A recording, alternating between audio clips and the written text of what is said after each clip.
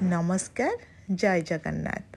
आपण मैंने समस्त जानीपे यहाँ हूँ तरबुज आउ तरबुज ए बहुत परिमाण मिलूँ जोटा कि आमपाई बहुत ही भल खरा दिन में आम समस्ते कौन कर ना प्रथम तरबुज को खाईदे और चोपा को फोपाड़ दे था किंतु आज मु बनवाई जाऊँगी तरबुज चोपारे गोटे नुआ रेसिपी जोटा कि आम देहपाई बहुत भी भल। चलतु आज मु बनैबी तरबुज चोपारे गोटे नुआ रेसिपी जोटा कि तार ना हूँ तरबुज चोपा खट्टा मिठा। प्रथम आम तरबुजर चोपा को छड़े दबा तापर आम छोट छोट पीस करी काटिदबा। कटा सरीगला परे आम गोटे बाउल रे रखी नबा। तो प्रथम तरह भूसंग पत्र सोरिष सुखिला लंका गुड़ तेंतुली बिरी डाली हलदी गुंड आउ लंका गुंड आउ किछि नड़िया करा। तो चलतु आरंभ करिबा तरबुज चोपा खट्टा मिठा। प्रथमे गोटे कढ़ईटे नहीं जाइए ताको एबे में प्रथमे गैस ऑन करके गरम हवा पई दबा। तापरे आमे अल्प तेल पकेबा। प्रथमे सुखिला लंका सोरिष बिरी भूसंग पत्र पकेदबा।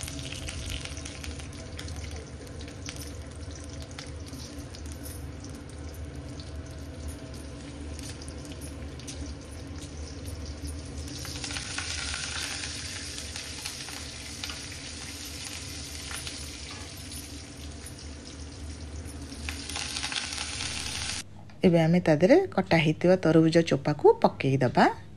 आ तरबुज चोपा होची आम देह पई बहुत ही भल। आकु खाइबा द्वारा आम देह सुस्थ रहिबो। एबे आमे तरबुज चोपा जो पड़ी गलानी ताकु एबे आमे भल भाबरे गोळेई दबा। एबे आमे स्वाद अनुसार लूण पकेइबा। आ लूण तो कम बेसी करी हबो।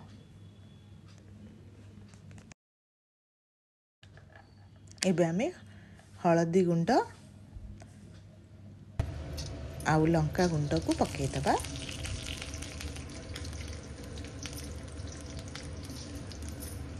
तापरे भल भाबरे आकु भाजी दबा। एबे आमे पानी पकई दबा।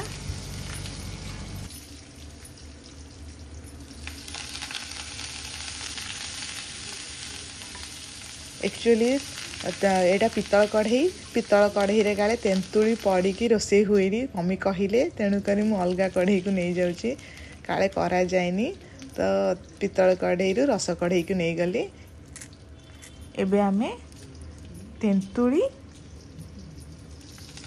आउ गुड़ को मध्य पकई दबा। आउ तापर ताकू भल भाबरे गोळेई दबा। एबे हमर सिजी आसिलानी तापर आमे रखिथिबा नड़िया करा को पकई दबा। तापरे ताकू गोळेई दबा। ये पूरा भल्ला भाबरे सिजी जाइची आ हेई मध्य गलानी बढ़िया बासना आसुची। कौन खा देइची मु तुमको खाई कि ना कहले टिके गोटे बाइट नियो चाखी कि ना मते को सेटा कौन देखिले जानि परिबनी। एटा मते लागुची लाउ रे कोन ओडा तयारी करछ लाउ किंबा काकुड़ी नुह काकुड़ी भी नु 500 टका देबी जदी कहि दबो। आ जदी कहि परिबनी मते तमे दबो 500। मिठा मिठा आजकल सब आइसक्रीम रे छोटे छोटे क्यूब करी को ना ग्रीन रेड फेड सब मिसी ना छोटे छोटे कर कोनंती कोनटा तो अमृत भंडार छोटे छोटे करछन टूटी फ्रूटी नाही कहिबी हारी गला राजी हुआ जे कुहा कि मु हारी गली कहि पारिली नाही मु हारी गली कहि पारिबी नाही। एटा होची तरबुज चोपा खट्टा मिठा चटपटा एक्सप्रेशन। अरे शेषरे कौन गाई करदब ना मते चोपा भी छाड़बनी। अरे घर सामने जो हंबा हंबा करते तो किसी रही एमे एमती कहते एक्चुअली ना बहुत जन भी कदली पत्र विषय कहले एक्चुअली ना गोटे थर तो कदली पत्र ताकू खइदेलो ये पुणी गाई ପାଇଁ କିଛି ଛାଡ ଛେଳି ପାଇଁ କିଛି ଛାଡ ଏଇଟା ହଉଛି तरबुज चोपा खट्टा मीठा चटपटा एक्सप्रेशन